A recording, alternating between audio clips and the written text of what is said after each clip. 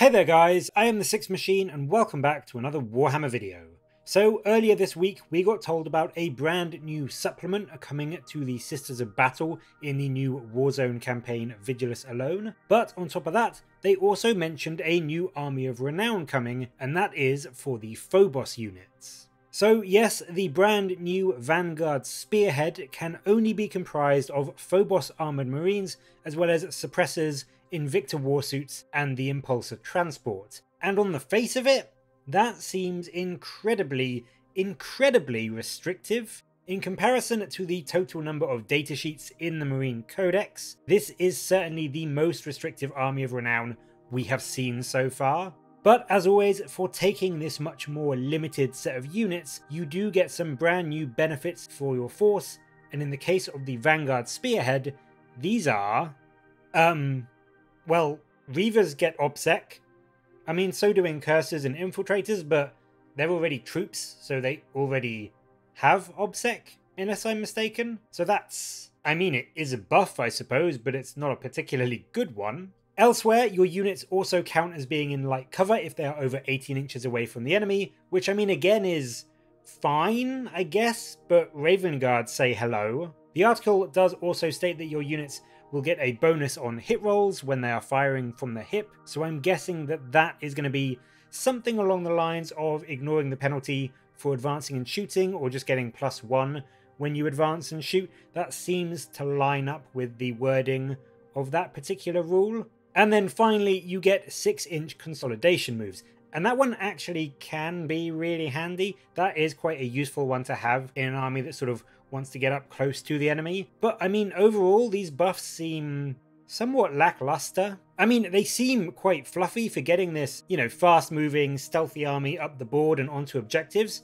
Sure, it has definitely got a nice theme to it, but the rules aren't exactly wowing me so far, and this certainly isn't going to be a new meta list like the Orc Speed Freaks or the Tyranids Crusher Stampede, for example. They do also very kindly show off a few of the new stratagems and relics that, as always, this new Army of Renown will have access to, and they start off with the Morbidus Bolts. And these can go on a Vanguard Spearhead model only, and what they do is that you choose a bolt weapon, so a bolt carbine or something like that presumably, and then when you shoot with it, you can fire the Morbidus Bolts instead, which if you hit, cause 2 mortal wounds, and also force your enemy to have a -1 to their combat attrition tests for the rest of the turn. So 2 mortal wounds is pretty nice, I suppose, and against some armies that -1 to attrition tests will really affect, that isn't a bad thing to have as well. Things like Guardsmen and Orcs really don't like combat attrition tests, so this is quite good into them. But I mean, again, as far as relics go, this isn't exactly knocking it out the park just yet. So what about the other relic they show off? The Armor Umbral. That at least sounds cooler, right? Well, this one is actually kind of great, I think, giving the bearer not only advance and charge, but also a rule much like the new Custodes Blade Champion, which means he can never be hit on a roll of a 1 or a 3. So it's pretty much transhuman physiology for hit rolls. And those two are a really powerful set of abilities to have. The big issue, of course, is that there aren't really any Phobos-armoured Marine HQs that are all that killy in combat.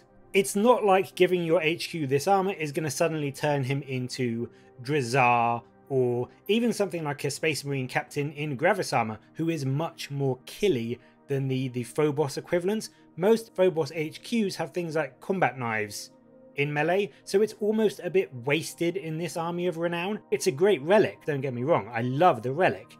It just feels a bit pointless in this particular army.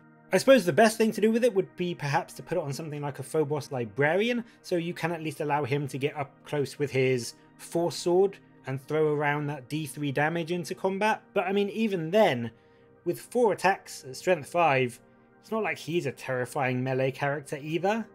Finally, they show off some new stratagems. Saboteur Explosive Pack, which for 1 CP lets you fall back from a vehicle or a monster and basically leave a sticky bomb on it, which then causes the vehicle or monster to take D3 mortal wounds on a dice roll of a 2 to 5, or D6 mortal wounds on a 6. It is a nice little farewell present, I suppose, but again, it's just nothing super exciting, I don't think.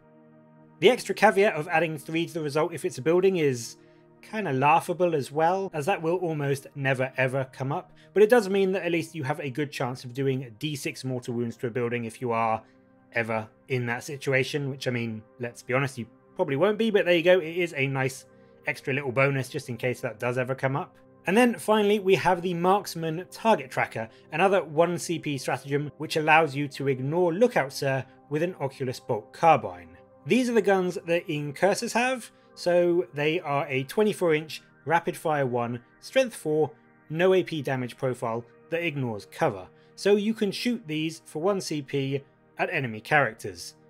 And I mean, again, that is a thing, sure, you know, you can definitely do that, but even in rapid fire range, you're going to be doing what, maybe 1 or 2 wounds to something like a Space Marine HQ, which just seems incredibly underwhelming and meh to me. I mean, maybe if the HQ is on his very last wound, it would be worth doing this just to get that Warlord kill, but in general, this just seems like one of those stratagems that you have in your book and then you almost forget about it straight away and hardly ever use it.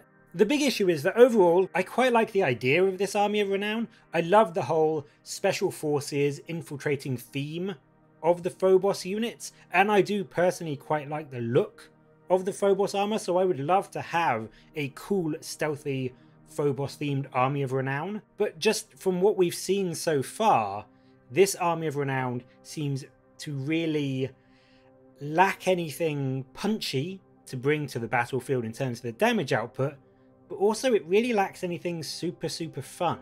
There's nothing here that makes you think, oh my god, that's so cool, I really want to build this Army of Renown so that I can get that particular stratagem or relic or you know, unit type in to make this really thematic fun list. It's just a fairly generic, underwhelming, and quite honestly dull set of stratagems and relics, and such a severely limited unit selection from the main codex that just makes me think, you know, why would you ever bring this? Unless you were really wanting to do a Phobos themed list, it just almost doesn't seem worth it. I mean, sure, for the people that want to just run a cool Phobos list with all the Phobos units and everything like that, they will do that anyway, which is great and cool, and I think that would look awesome on the board. But will this Army of Renown actually add anything to that? Will it be a good Army of Renown? I really can't see it being one.